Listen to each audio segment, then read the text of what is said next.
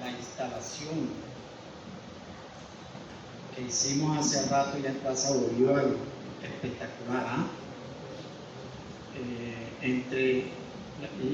Organizada, elaborada, pensada a cómo somos. Así somos. Pero somos mucho más. No en cantidad, por supuesto que en cantidad, sino en calidad. A mí me gusta utilizar mucho de las ciencias, y sobre todo dentro del análisis político, una de las leyes de la dialéctica, que es cantidad y calidad. Puede ser uno, pero con calidad. Pueden ser 100 millones, pero con calidad. ¿Quién da la cantidad y la calidad? Los pueblos. Los pueblos. Ninguno de nosotros, que muchos que estamos en estas responsabilidades que nos dan de gobierno, no lo hacemos por burocracia, estrictamente. Lo hacemos por convicción. Y nos alegra muchísimo siempre estar en lo que es cómo nuestros pueblos construyen de manera permanente, a pesar de las vicisitudes y las dificultades que se nos presentan, que son bastantes, pero siempre derrotables. Y miren que si hemos derrotado elementos tanto de la vida particular, como de la vida en comunidad, como de la vida en el país. Y esto se debe a cómo somos, cómo lo vamos construyendo, cómo lo vamos elaborando, cómo lo vamos recreando. Porque hay veces se nos olvida que es recreación más que repetición. Si nosotros no renovamos nuestros patrimonios de donde vienen con nuevas generaciones, con el compartir de conocimientos, no existiéramos. Fuéramos como ahora, como están poniendo por ahí la inteligencia artificial, ahora los robots son los que van a hacer de todo. Nosotros no somos máquinas, no somos máquinas. Por eso es importante este concepto, el conversatorio. Y un conversatorio con el profesor Benito, que yo creo que todos aquí lo conocemos.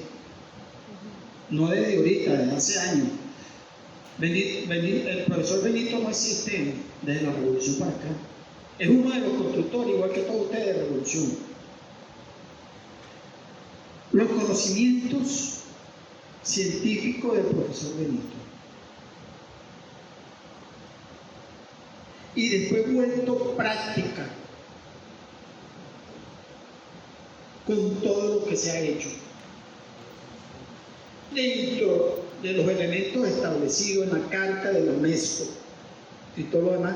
En este país yo dudo que alguien más conozca de lo que ha sido esa manera de estudiar científicamente y después poner en práctica todo lo que el profesor Benito nos ha entregado dentro de su trayectoria como militante, como docente y como un patrimonio sin ser patrimonio. Ya para nosotros, el profesor Benito es un patrimonio.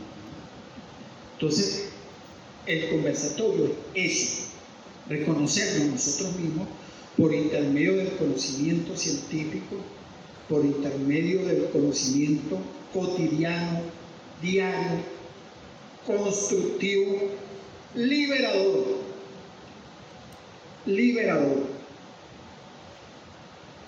El conversatorio nos lleva a todo esto. Y entonces ya Cindy nos dijo cuántos son los que vamos a tener en el día de hoy, o en lo que es lo que queda de esta rica tarde. Pero les quiero decir algo. el recorrido que se acaba de hacer no puede quedarse en Caracas, no puede quedarse aquí. Estábamos conversando con varios, con Wickerman, se me olvidó el nombre, sí, pero tú también, con Jorge, con nuestros compañeros de ICES, pero también con las compañeras acá que acompañan la gestión de la alcaldesa de Caracas, que tenemos la Feria de Turismo, la Feria Nacional Internacional de Turismo, que va a ser en Puerto Cabello. Nos tenemos que llevar para Puerto Cabello esta exposición. Ahora vamos a llevar la exposición, es muy importante, claro que sí. Y no van a estar ustedes. No van a estar. Entonces tenemos que hacer un esfuerzo. Puerto Cabello no está lejos. Y en Puerto Cabello también están los patrimonios. Patrimonio con patrimonio llama patrimonio. Y hay que alborotar Puerto Cabello, Burburata. ¿Cuál otra que queda por ahí cerca? Patanimo. Imagínense ustedes, podemos ir a Momentico Falcón, ¿verdad? Y a Valencia. O sea, nuestros cultores, nuestros científicos, nuestras autoridades locales, nuestras autoridades nacionales, nuestro pueblo que nos reciba, que nos acompañe, pero también posiblemente que nos den albergue. ¿O es que nosotros no vamos a albergue cuando estamos en nuestro sitio? Y la comida, una cuestión. Pero esa es parte de la construcción de todo esto. Y entonces, profesor Benito, muchas gracias. Fíjense la agilidad del ministro Villegas, espectacular. Con esto de que, pues cierto, que rompió el protocolo, ¿no? Enalteció el protocolo con el saludo excelente que nos diste y el de Guillermo, el de Ignacio Barreto también, pero ahora vamos a alimentarlo un poco más, con más conocimiento y más compartida. Así que, Benito, siempre bienvenido. Es buena la ocasión también para decirlo públicamente, ya lo trabajamos dentro de la Comisión Nacional de la UNESCO, que lo acabamos también de comentar ahorita contigo. Ahora viene la transformación de la Comisión Nacional de la UNESCO. ¿Por qué viene la transformación de la Comisión Nacional de la UNESCO? Porque ustedes son los que le dan vida. Y porque además, oye, miren, nuestra gente del Estado, nuestra gente de todos los demás estados están ávidos. Y nosotros.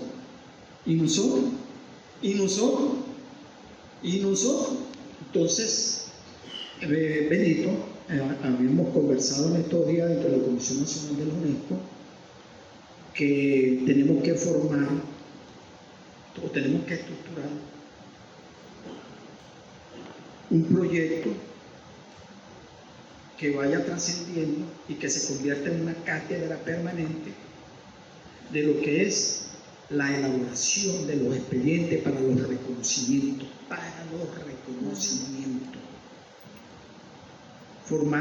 seguir formando de manera más sistemática, o lo que estoy diciendo, más sistemática, no es que no se está haciendo, ¿no? Más sistemática para seguir formando para la elaboración de los expedientes. Viene una elaboración y profundizar esa transformación con nuestros cultores, con nuestras cultoras, con las diferentes escuelas, universidades, científicos, todo lo que es conglomerado, lo que encierra las cuatro áreas de la UNESCO: educación, como la conocemos, que le decimos la educación básica, la educación universitaria, la ciencia, la tecnología, la cultura y el deporte. Fíjense que no nombramos el deporte. Nosotros tenemos que llevar morochito al reconocimiento, ¿o no lo tenemos que llevar? Claro. Mira, y lo de honesto, y cada quien va incorporando. Entonces, ahí la formación, Wickerman, todo el trabajo que ustedes están haciendo dentro del INSEE, imagínense ustedes, de ese reconocimiento de los conocimientos cotidianos,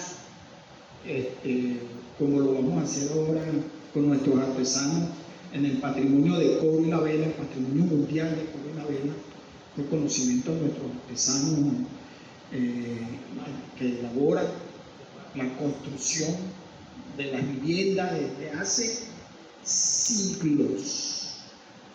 Imagínense ustedes. Entonces, elaboración de expedientes, seguimiento de esa elaboración de expedientes y todo lo demás. Así que, adelante, profesor Benito, y muchas gracias por acompañarnos.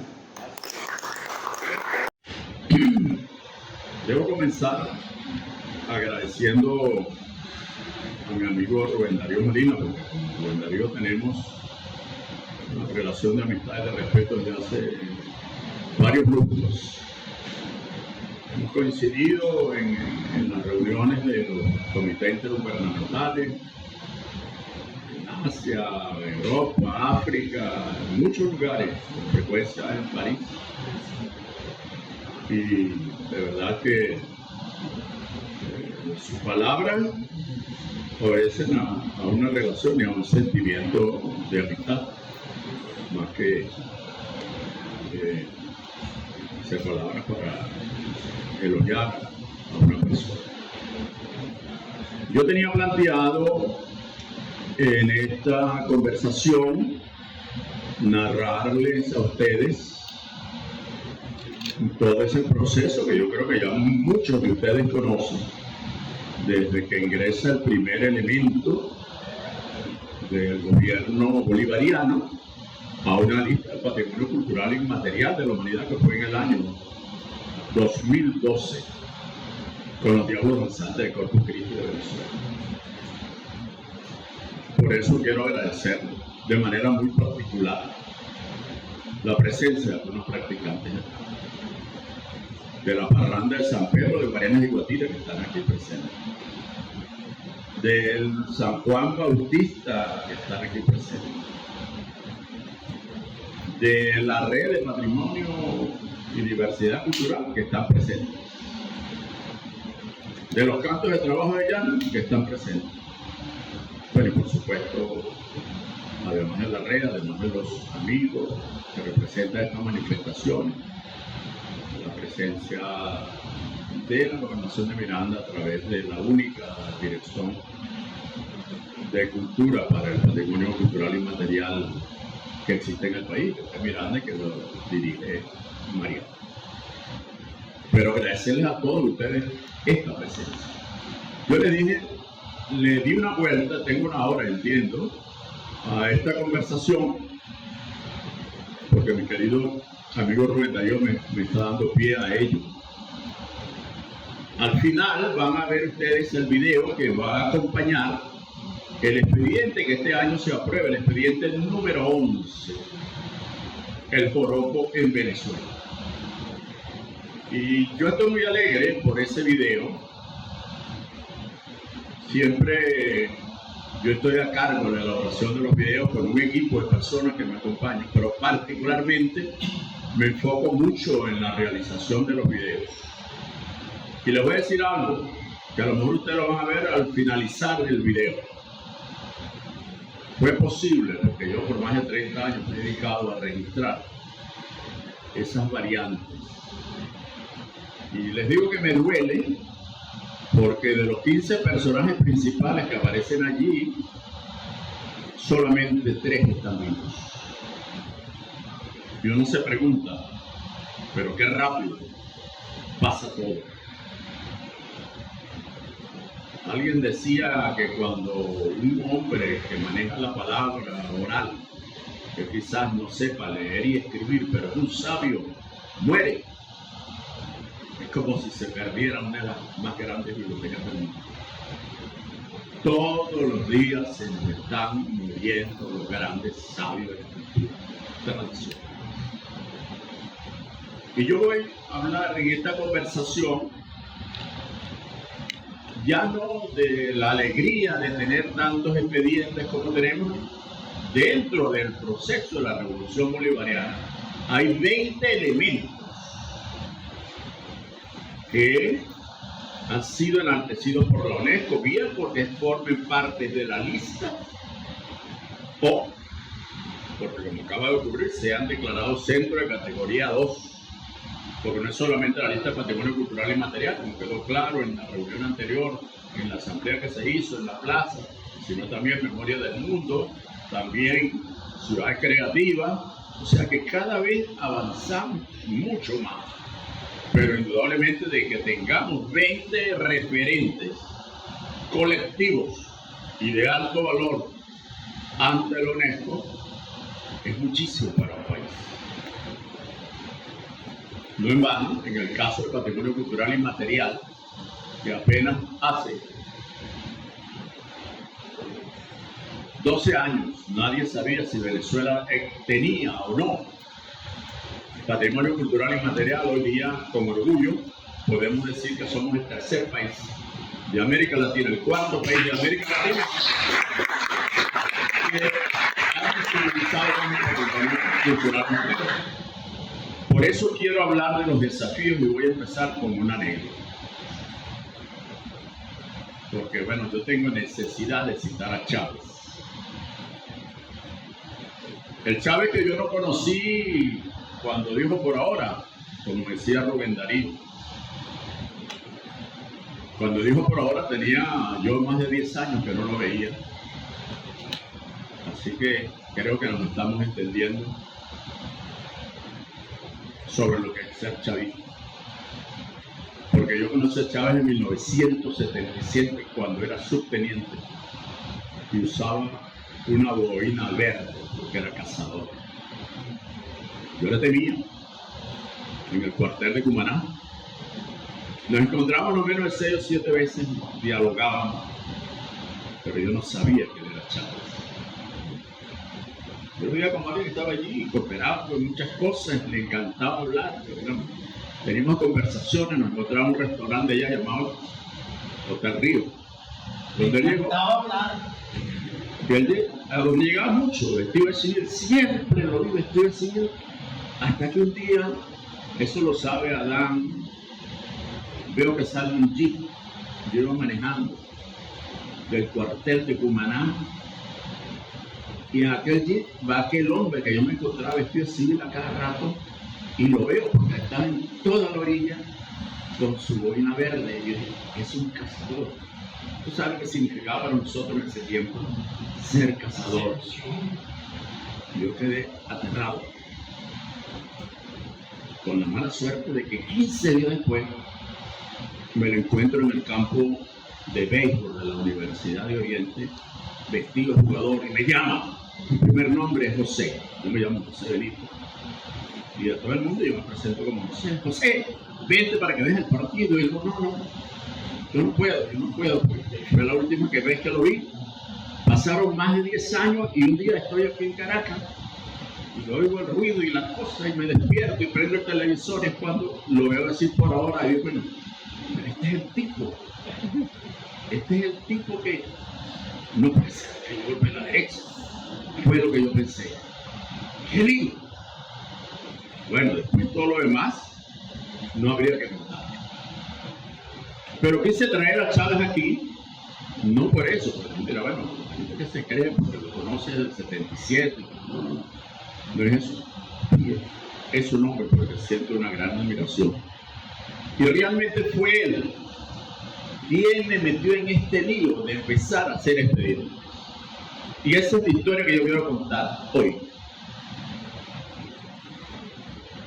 No es una historia que quiero contar para que se difundan los medios, no nada de eso.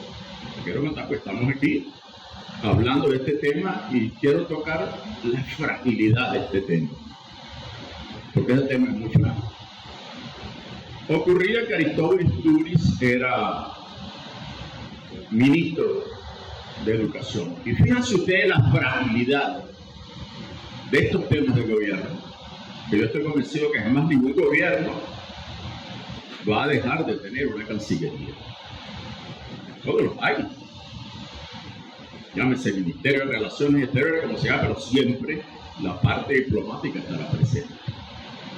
Pero nuestro ministerio era un ministerio de Educación, Cultura y Deportes. En un momento se fragmenta, se crea uno de deporte. Se fragmenta, se crean dos de educación. Se fragmenta, se crea uno de cultura. Es un ministerio que se ha fragmentado 4 veces. ¿Quién nos dice a nosotros que con la necesidad de la reforma del Estado no habrá ministerios que puedan desaparecer, que puedan fragmentarse, que puedan desdibujarse? ¿Y qué quedará para los organismos que dependen de esos ministerios? La Cancillería jamás va a desaparecer. Por eso quiero empezar por este ejemplo, porque como decía al comienzo, fue primero por Aristóbulo, que me dijo: oye, Benito, yo estuve en Ciudad Bolívar como director de cultura de la Gobernación de Bolívar en 2 periodos, 1990-1996, y en un momento un ministro de Educación, después que me vengo a Caracas, me dice: Benito, queremos que tú vayas a ayudar al nuevo gobernador allá a recuperar todo lo que tú hiciste, porque verdad, hicimos un gran trabajo. Recuperamos particularmente en el caso del patrimonio material, hicimos, no sé, se construyeron 5 edificios de nueva planta, se compraron más de 50 lotes de terreno, se recuperó el centro histórico de Ciudad Bolívar. Fueron los temas que yo conocía ya a Farruco VI, yo no conocía a Farruco, allá donde lo conozco. Y Aristóbulo me dice: Benito, el presidente Chávez tiene con Ciudad Bolívar una pasión, bueno, por el discurso constituyente de Angostura. Y vale la pena ver qué se puede hacer con Ciudad Bolívar para proyectarla. Yo recuerdo que hace tiempo, recién llegado de Chávez, decían que la capital donde estuvieran los poderes públicos no debía ser Caracas. Mucha gente decía eso. Se pensaba en fenómenos como el de Brasilia y se pensaba mucho en Ciudad Bolívar, en Ciudad Guayana. Bueno, era un momento de efervescencia aquel comienzo. Y bueno, yo me pongo a pensar y le digo a Aristóbulo: bueno, yo creo que la vida es buscar con la UNESCO una proyección. Si uno piensa en eso. Bueno, total que yo pensé. Y fíjense ustedes, yo le digo a Aristóbulo: te hago una propuesta, vamos a constituir una comisión ministerial. Y se crea la comisión ministerial para la proyección de Ciudad Bolívar en la angostura del Orinoco. Yo decía: bueno, pero es que uno se acuerda de Ciudad Bolívar y del Orinoco y es tan complejo, porque basta con pasearse por la escritura que pudo haber dejado alguien como Sir Raleigh, que le quitó a los españoles a Trinidad cuando quiso, o Julio Verne, que un hombre siglos atrás imagina el puente sobre el río Orinoco en su novela, para no hablar de una cantidad de científicos europeos, sin citar a Alejandro de Humboldt, que encontraron una belleza extraordinaria en todo ese paisaje. Y me puse a investigar de este tema de la UNESCO y veo que hay una denominación que es paisaje cultural. Paisaje cultural es donde están todas las categorías del patrimonio. Paisaje edificado, patrimonio edificado, la naturaleza, que es el río, que son las variantes de las aves, la diversidad biológica, las características del entorno, el lugar donde vivían las antiguas culturas de los pueblos indígenas, la arqueología, la antropología y por supuesto el patrimonio cultural y material. Aceptó Aristóbulo, él presidía la comisión, yo era el coordinador de la comisión. Fue una comisión amplia, llegamos a armar un equipo de más de 50 especialistas, porque normalmente este tipo de expedientes, como es el caso de los expedientes sobre el patrimonio edificado o patrimonio natural y patrimonio mixto, como en este caso, implica escribir muchos tomos. No así en el caso del patrimonio cultural y material, que son las comunidades que nos dan la información y que se registra en pocas páginas. Total que empezamos, y el primer paso fue hacer un convenio entre el Ministerio de Educación, Cultura y Deportes y la Gobernación del Estado Bolívar para llevar adelante ese proyecto. José Vicente Rangel era el vicepresidente de la República. Hicimos 2 encuentros culturales, que llamaban Encuentro Cultural de las Américas. Trabajamos nuestra experiencia con no menos de 10 países que nos acompañaron en los 2 encuentros, pero el detalle no está allí. O sea, quiero decir, trabajamos muchos e hicimos un bello expediente que antes de introducirlo a la UNESCO lo mostramos en un salón que está en la UNESCO en París, que se llama Los Pasos Perdidos. Hicimos una exposición maravillosa.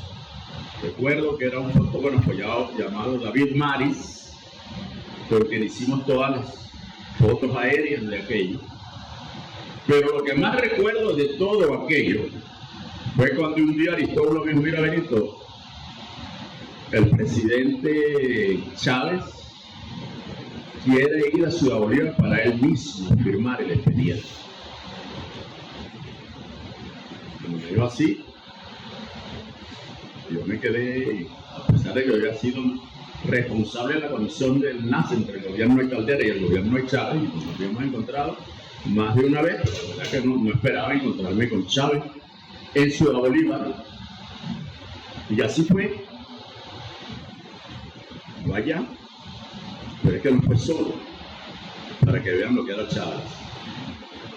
Hizo un consejo de ministros. Hizo traer de un día para otro al embajador de Venezuela ante la UNESCO y ante Francia. Total que es un aprieto, porque ya recordemos cómo fue toda la cosa, que pasaría en el año 2002, porque eso fue en el 2002, acuérdense que fue el año del famoso golpe. Y ese grado de tensión, yo expongo todo lo que hicimos. ¿A qué resumen? Recuerdo yo que tenía cerca de 50 páginas.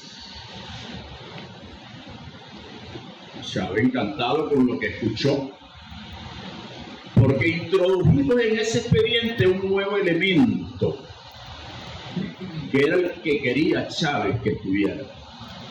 ¿Y cuál era ese elemento? La gesta libertadora. La Gran Colombia nacerá en octubre. Cuando la UNESCO vio para que un expediente que tiene que ver con el patrimonio cultural edificado o material o mixto ingrese, primero debe ingresar a una lista que se llama la lista indicativa. Y luego es cuando se empieza a trabajar para una segunda lista que se llama la lista representativa. Recuerdo yo que en aquel tiempo, y de allá viene mi amistad con ellos, me acompañaron dentro de ese equipo de unas 50 personas, María Ismenia Toledo y George Amais, antropólogos, entre los antropólogos que residían en Caracas, y de allá con ellos en el tiempo, bueno, ellos se vinieron acá a trabajar conmigo, nos encontramos, etc. Pero alargo un poco la anécdota para que vea la fragilidad, incluso en tiempos políticos como este. Se dio todo. Lo que más me asombró de todo aquello fue cuando Chávez, después que entregamos el documento y lo leyó en la plaza pública y le encomendó al delegado de la UNESCO entregar eso a la UNESCO, Me dijo, dame copia, Benito, para leerlo esta noche. Me lo dijo a las 12 de la noche, después de una reunión política larguísima que tuvimos. ¿Cómo lo va a leer?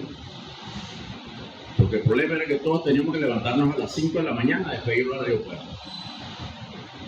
Y cuando le estamos despidiendo, me hizo así con el dedo en la barriga y me dice, ¿cómo se llama? ¿Cómo era que los indígenas le decían a Simón Bolívar? De verdad que me agarró en el aire. A mí se me olvidó del susto del presidente, me raspó y me dio el nombre exacto. Me devolvió el documento y tenía algunas anotaciones allí que yo conservo. Pero ¿qué pasó luego? Viene sucesivamente el cambio de gobernador en aquel estado. Por circunstancia de la vida, Aristóbulo dice, vete de nuevo a Caracas. Yo no tenía planteado. Se da el famoso golpe de estado contra el presidente Chávez. Aquel gobernador,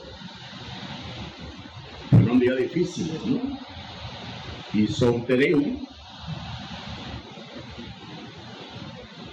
Quien estaba al frente de la responsabilidad cultural en Caracas, declaró a los medios que se ponía a la orden del nuevo presidente. El presidente de la Corporación Venezolana de Guayana dijo que quería volver a las filas del ejército. Curiosamente ese día estaba en Caracas y yo temblaba. ¿Qué irá a pasar? Hasta que todos saben qué fue lo que pasó. Que el pueblo salió a la calle a pedir que volviera a Chávez. Cuento esto para que vean lo frágil de este mundo que tiene que ver con los elementos que van a unir. El siguiente gobernador dijo que él iba a tener su propio equipo de trabajo para ese periodo y que no necesitaba más de la colaboración del Instituto del Patrimonio Cultural ni del Gobierno Nacional, porque hubo un convenio también con el Instituto del Patrimonio Cultural y se fue quedando y se fue quedando y se fue quedando y se quedó. No se pudo finalizar el expediente que Chávez soñó que en su gestión se declarara a Ciudad Bolívar en la angostura del Orinoco como paisaje cultural del mundo. Por eso yo me siento con un gran orgullo por haber trabajado el primer expediente dedicado a los diablos danzantes en Corpus Christi de Venezuela. Y no lamento que la gran celebración que íbamos a hacer aquí en Caracas, en los próceres, se haya suspendido, porque fue un 6 de diciembre del año 2012. Y fue el día en que Chávez nos dijo a todos por televisión que tenía que regresar, que tenía que ir a Cuba a someterse a tratamientos médicos. Él tuvo la oportunidad, inclusive, de pedir que el 6 de diciembre en Venezuela se celebrase el Día del Patrimonio Cultural Inmaterial, refrendado por la Asamblea Nacional, pero no se celebra el 6 de diciembre el Día del Patrimonio Cultural Inmaterial. Para no hacer largo el cuento, lo que les quiero decir es que a pesar de ser el propio presidente Chávez quien hizo que ese expediente definitivamente fuera a la otra lista, que es la lista real, la lista representativa, nunca pudo ir. Pasa el tiempo y bueno, yo asumo la responsabilidad. Nuestro presidente Nicolás Maduro era canciller.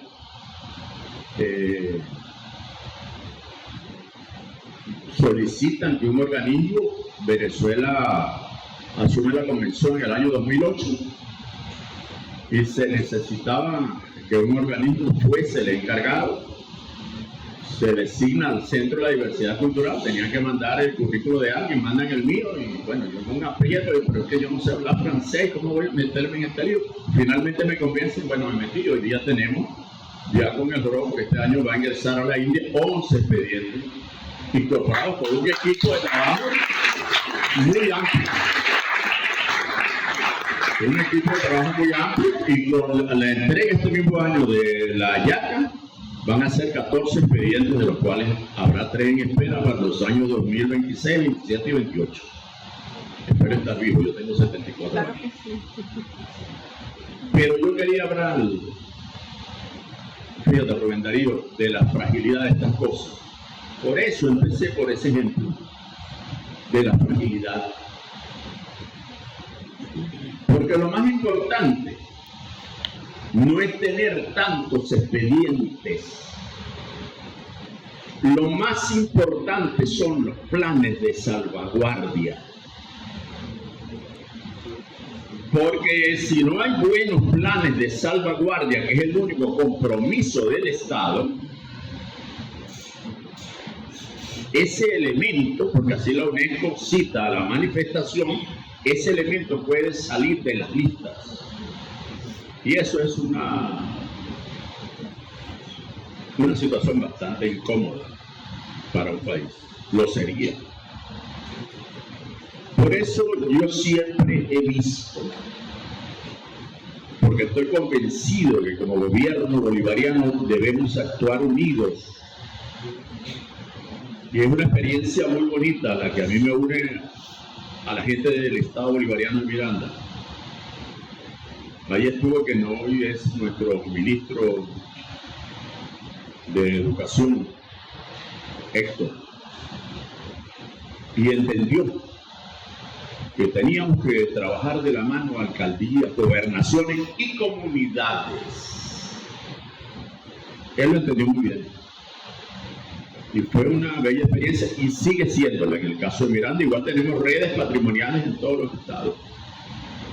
Pero frente a la fragilidad y a los cambios que son naturales en cualquier proceso, porque tiene que ser así, el Estado tiene que transformarse, el Estado tiene que renovarse, el Estado tiene que ponerse al día.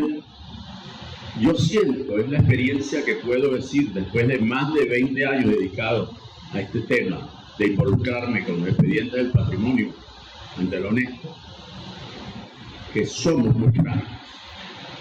Eso que se puede llamar un núcleo focal es un elemento frágil.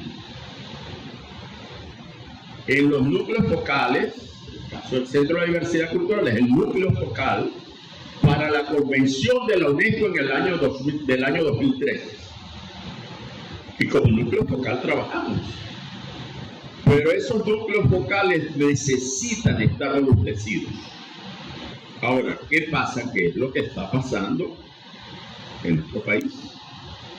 Cuando hay un núcleo focal para el patrimonio cultural y material, hay un núcleo focal para los temas que tengan que ver con ciencia y tecnología, hay un núcleo focal para el patrimonio cultural material, hay un núcleo focal cuando nos acercamos al tema del deporte, porque el deporte también está dentro de las responsabilidades de la UNESCO. Hay un núcleo focal cuando se toca el tema de memoria del mundo, y hay uno o puede haber más de un núcleo focal cuando se toca el tema de la ciudad creativa. Esta alcaldía de Caracas, donde está esa mujer que tanto respetamos y que amamos desde hace tanto tiempo, desde que la conocemos, que es la almiranta Carmen Meléndez, es el núcleo focal para ciudad creativa del mundo, como ciudad musical. Tenemos no menos de 7 núcleos focales, donde deben converger esos núcleos focales en la Comisión Nacional de Cooperación con la UNESCO, para discutir de qué manera en un solo gobierno poder darle solidez, como decía mi amigo Aristóbulo, músculo a este tema. Porque parece mentira, y lo dijo Rubén Darío, el músculo no está en nosotros que estamos de paso, que ya estamos viejos. Nosotros estamos para enseñar a otros, a los que vendrán. Lo estamos haciendo. Esto no es un tema de que no, yo estoy en el cargo. Yo tengo 20 años como presidente del Centro de la Diversidad Cultural, de verdad que siento mentira. Porque estoy a punto de rebasar el tiempo de gobierno que tuvo en este tipo de cosas Luis Felipe Ramón y Rivera, que gobernó durante Pérez Jiménez en toda la Cuarta República. Con todos los cambios de gobierno que había, adeo Copey. No, yo no llegué a eso. Estoy preparándome ya para mi verdadera jubilación, porque yo soy jubilado del año 1999 de una universidad. Pero después jubilado decidí seguir trabajando. Entonces, les estoy hablando de los grandes desafíos del gobierno frente a esto.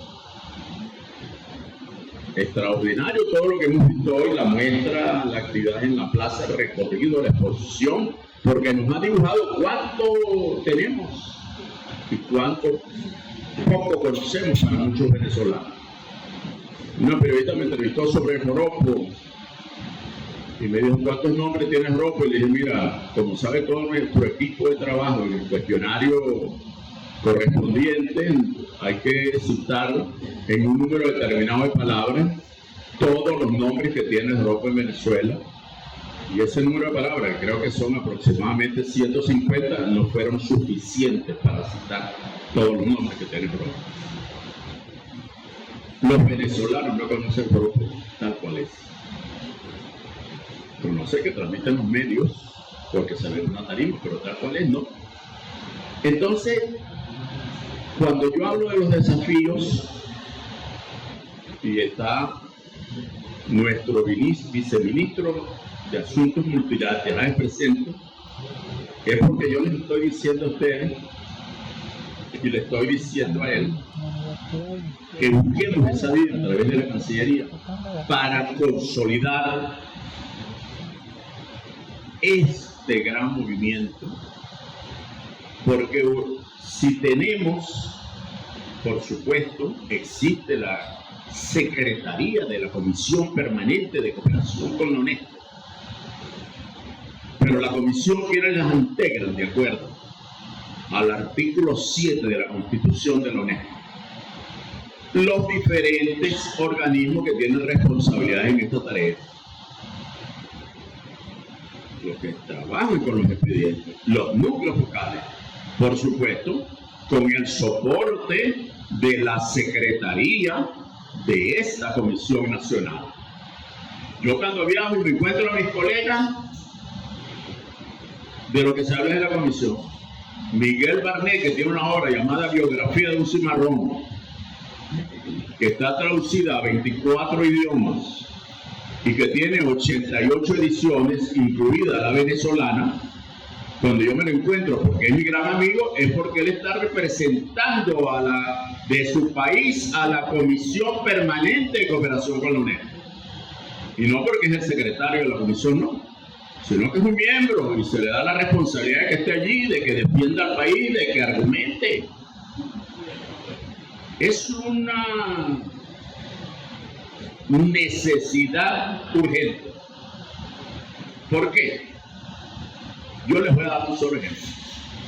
Nosotros tenemos elementos que han sido incorporados a la lista de patrimonio en riesgo.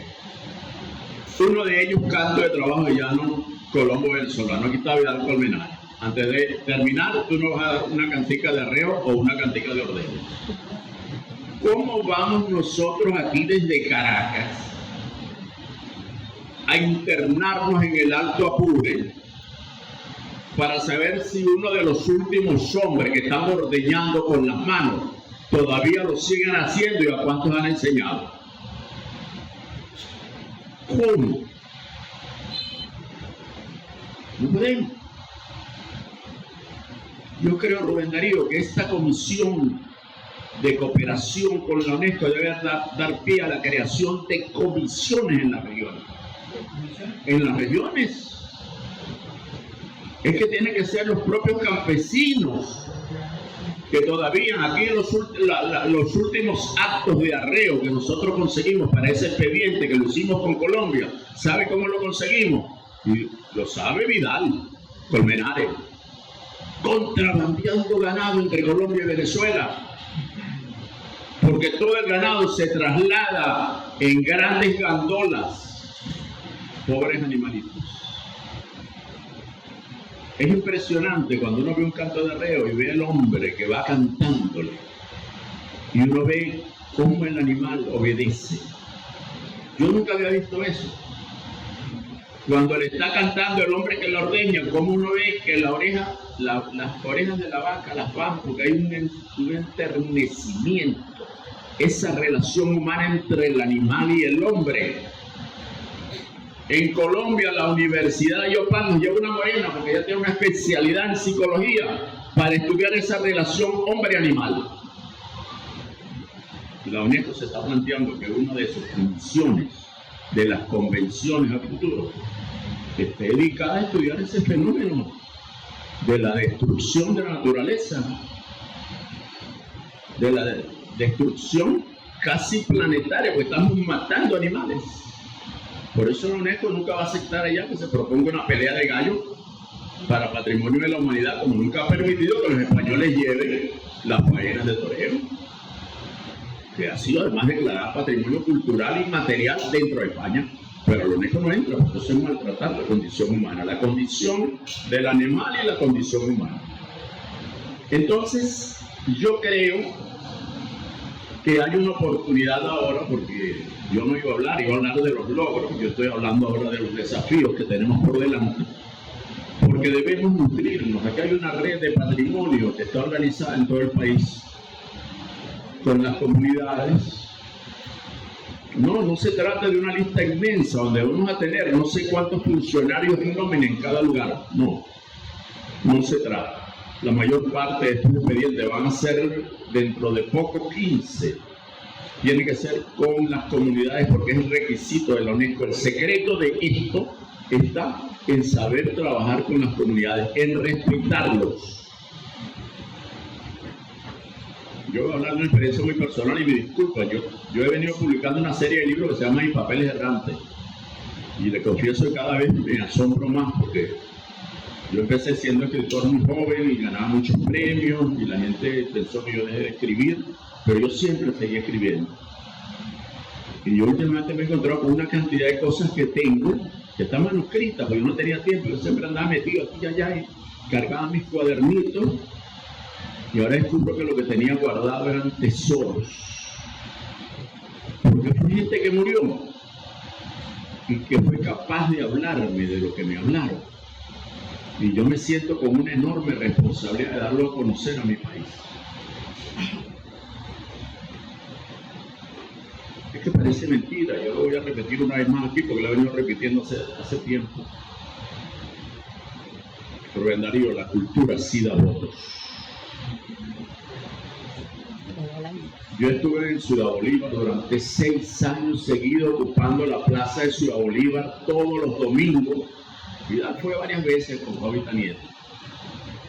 Con una tarima, gastamos en tarima, en sonido, en luces, pero nunca me había dado cuenta que siempre eran las mismas 500 sillas, que siempre alquilaba porque todo se alquilaba. Y empecé a darme cuenta en un momento que era la misma gente. Y una de esas personas, una semana antes de la elección a Ciudad Bolívar, se me acercó, porque a mí todo el mundo me dice, como todo el mundo me dice, Benito, qué lástima que esto no se vaya a seguir dando. Y yo digo, ¿por qué? Porque el gobernador va a perder las elecciones. Y ese señor estuvo yendo 6 años todos los domingos a ver los actos que yo organizaba. Yo traía grupos internacionales. Y grupos nacionales de todos los estados de Venezuela, pues efectivamente la elección se perdió, porque fueron los mismos 500, de las mismas 500 sillas que yo alquilaba toda la semana, nos quedamos. Yo digo esto porque estamos hablando de confianza y el tema político siempre tiene que aparecer, porque este tema de la cultura de los pueblos es de otro tipo. Hay un alcalde que me pidió hacer un libro sobre su municipio, que están varios representantes de ese municipio. El municipio Acevedo, que va desde el Clavo, quienes han viajado por hacia la Vía Oriente, saben este Clavo, viene de toda esa ruta desde el Clavo y después se desvía hacia el estado Guárico, un lugar llamado Aragüita, con capital Caucao, entre otros numerosísimos pueblos, Capalia, donde se dice que nació el libertador Simón Bolívar. Lo que yo no sabía cuando empecé a hacer el libro, porque empecé a hacerlo, claro que un alcalde te encarga un libro, es que yo estaba trabajando en el municipio más violento de este país. No tenía idea. Cuando descubrí que el 80% de los homicidios ocurren en los hogares y no en las calles ni en las plazas, yo quedé muy impresionado. Y hablé con el alcalde y dije, alcalde, ¿por qué usted encarga este libro? Me dice, no, porque es que yo creo en la cultura como una vía para acabar con la delincuencia, porque el problema no es matar a los delincuentes, el problema es entrarle a los niños, las escuelas, allí. Y eso solamente se puede hacer con el pueblo. Y bueno, tenía razón aquel alcalde. Total que aquel libro que yo pensaba hacerlo sobre Caucagua terminó siendo un libro de las 8 parroquias de los 8 municipios. Y yo mismo, porque es las entrevistas más recientes que he hecho, yo mismo que tan cerca tengo a ese municipio de Miranda, yo no sabía de la riqueza de esos personajes que yo entrevisté, que me hablaran con tal claridad sobre las razones por qué se sienten orgullosos de ser herederos de africanos, y no por problemas de consignas políticas. Y yo te digo, Rubén, que la cultura sí da voto, porque ahí el tema era con las comunidades, eso no es un problema de tarima, es un problema que el día de San Juan Bautista, como tú sabes, Luis Amadeo, sale todo un pueblo a festejar. O el día de los Santos Inocentes, o el día en que se celebra un niño Jesús. Y no es ese pueblo al que yo le pido las benditas 500 sillas que terminaron derrotándonos. Es el pueblo que llena las calles. Pero para no hacer más largo el comentario y decirles por qué la cultura da votos, es porque ese alcalde que me encargó el libro, que se editó el primer tomo, pero viene el segundo, y que yo le digo a nuestro querido presidente del Centro Nacional del Libro, el papel, el alcalde va a pagar la edición, el papel. Pero venido, tú no te das cuenta, me dice, que este es un caso atípico, que este es el único alcalde de este país que está empeñado en que haga un libro sobre la cultura. Pues ese alcalde sacó el 76% de los votos, para que lo sepan, y resultó el alcalde más votado de los 335 municipios de Venezuela. ¿Por qué? Porque entendió lo que es la cultura. Entendió lo que es la cultura. Y es lo que yo he venido pregonando. ¿Por qué un gobierno tiene que esperar que llegue el día de San Juan y el 22 de junio se le aparece una comitiva a pedirle que le den una ayudita para hacer la ropita? Si es que eso está en el calendario desde hace miles de años, y al menos aquí en Venezuela 4 siglos. ¿Es que acaso no sabemos cuando hacemos un plan cultural que ese día es de San Juan? ¿O que ese día es de San Pedro? ¿O que ese día es del otro? Entonces ahí está el tema entre dos grandes polos culturales que chocan y seguirán chocando. Pero esa marejada, ese océano, para llamarlo de alguna manera, de caudal de votos para Chávez, para Nicolás, para los alcaldes, para los gobernadores. Ya se me cumplió la hora. Gracias. Está allí. Está en las bases del pueblo. Yo quería decir esto porque mi reflexión ¿a qué conduce? Ya para cerrar y para ver el video. A que podamos, Rubén Darío, te lo pido, ayudar. Allá está José en un momento. Yo me acuerdo que le envié una carta a José, que estaba en la comisión, de la secretaría de la comisión, hace como 10 años, se lo planteé. ¿Recuerda, José? El artículo de la Constitución de la UNESCO, donde dice cómo se deben integrar las comisiones permanentes de cooperación. Porque los núcleos, lo vuelvo a repetir, focales son demasiado frágiles.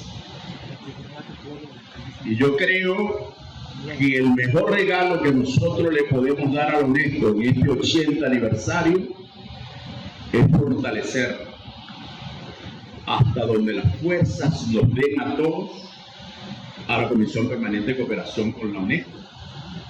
Encontrarnos todos, ciencia, tecnología, educación, deportes, cultura, debatir, nombrar movimientos en todas las regiones, lograr participación, comisiones de trabajo, darle definitivamente el rumbo que en otros países tiene y que nosotros desde tanto tiempo estamos esperando. Y que se nos reclame y se nos diga, mira, Benito, aquí está este grupo de personas para que tú le transmitas tus experiencias. Porque es lógico. Ah, no, se murió Benito. Ay, se le quebró. ¿Y ahora quién va a ayudar? No, eso no puede seguir ocurriendo. Solo de eso quería hablar. Yo le di una vuelta enorme a este conversatorio, no era mi intención, pero quiero dejarlos ahora con el video, donde le digo yo que de los 15 informantes que tenemos, yo mismo vi cómo murieron 10, y es lo que me apena. Pero el video es muy hermoso y seguro que lo van a pasar por todos los canales de televisión a partir del día 10 de diciembre, que es cuando tendremos la gran noticia sobre este tema. Yo invito a Rubén Darío a que nos sentamos, veamos el video y es lo que yo puedo aportar aquí. Seguro que vamos a seguir hablando porque Rubén Darío me garantiza que será así. Gracias.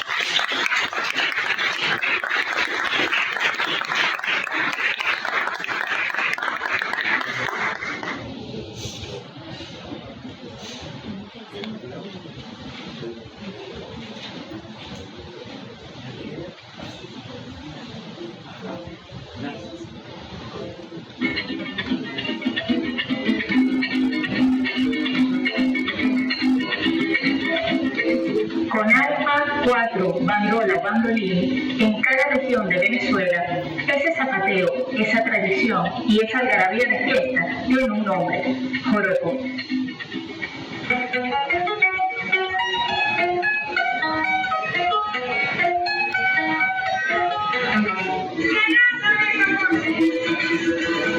El joropo cumanense es el joropo elegante, porque la pane siempre le ve el pecho al pared. Que joropo para mí, lo que es la música de Macorís, que también es un joropo, es una cosa grandísima, que la lleva en la sangre, se quema ahí, y eso era para toda la vida, es una cosa importante. Pero siempre lo que lo quieren es joropo, y que el joropo también sabe que prueba con el acordeón, que es la poeta.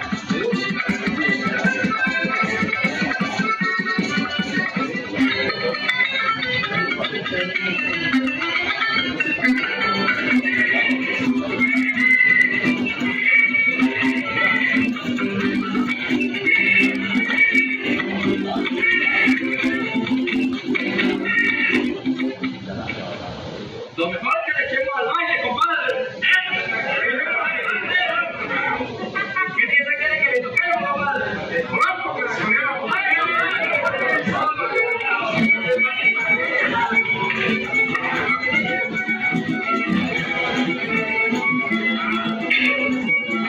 ¡Ay, compadre! ¡Que no vaya nada, compadre!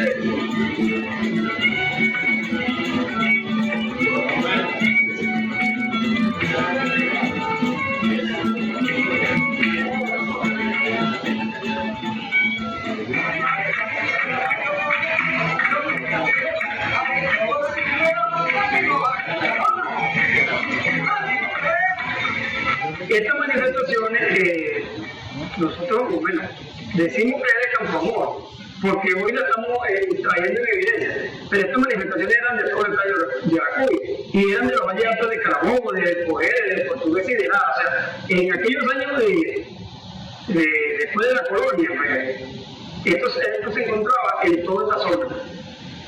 Es un joropo, es parte de todo ese colectivo de joropo a nivel nacional. Lo que pasa es que en los llanos es joropo con alfa y en la parte central es joropo con alfa central. En este caso, en la montaña es con mandolina y ahí está la particularidad. Por ejemplo, en el estado Poder bailan el joropo pero con violín.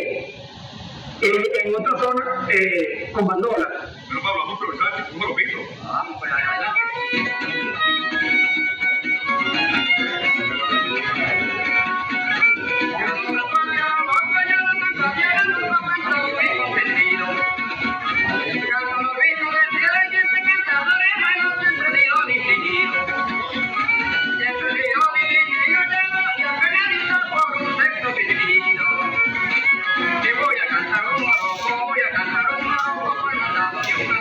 Después de la batalla de Carabobo, quedan muchos heridos en esta zona, que empiezan a residenciarse, otros deciden quedarse. Y con algunos abrigos que vivían en esta zona, sobre todo en las sabanas del pescado, que además era el paso del ganado. El ganado que iba hacia la zona central para abastecer a Valencia, a Maracay y otros, en la zona central, venía de los llanos. Y estos arriadores, cuando iban pasando por esta zona, empezaban a silbaban el joropo, como lo habían aprendido en los llanos. Y eso fueron cantando los labriegos de esta zona, los agricultores, la gente que vive aquí. En este joropo la mujer se incorpora como una bailadora más zapatea, puede zapatear.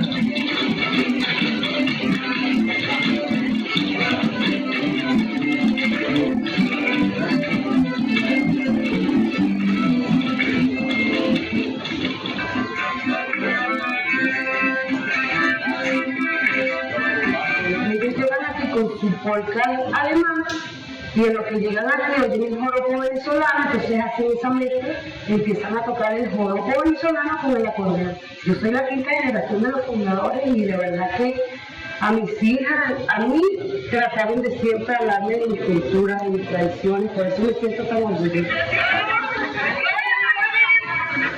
Ella no me quiere, ella no me quiere, me causa un gran dolor.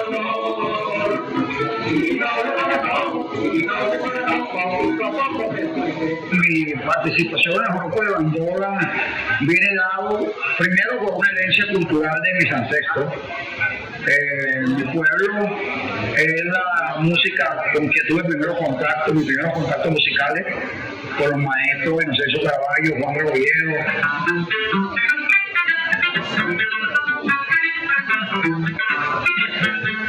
Señores, voy a cantarle el golpe de la sabana. Señores, voy a cantarle el golpe de la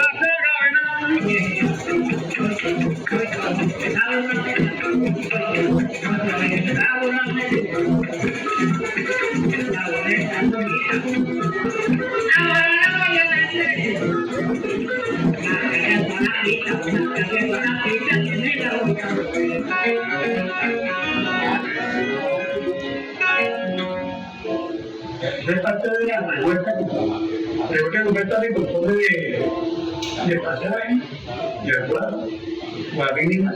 Ya la música central que deriva viene de cuando los señores contrataban los músicos de Francia, se dice más que todo, de Europa pues, y de Francia, que tocaban clavecino, y entonces pues, eso, los esclavos después que pasaba todo eso imitaban al clavecino, y en verdad que yo escuché la música de un clavecino de esos igualito a la música central. No hay duda que eso fue así. La música llanera no, es distinta, porque es menos golpeada que la música central. La música central es bonita, pero es diferente, ¿verdad? Por ejemplo, como el 6.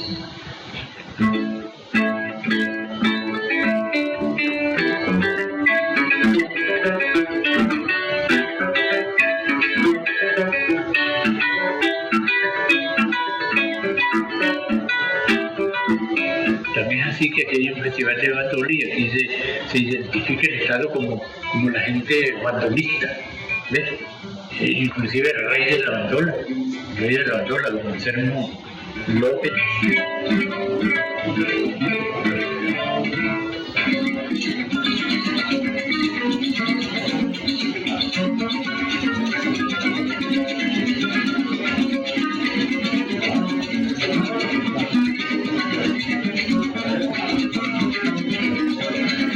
A lo largo del tiempo, entre joroperas y joroperos, el pueblo venezolano ha dado brillo a esta manifestación festiva de remotos orígenes europeos y de indiscutible influencia indígena y afrodescendiente.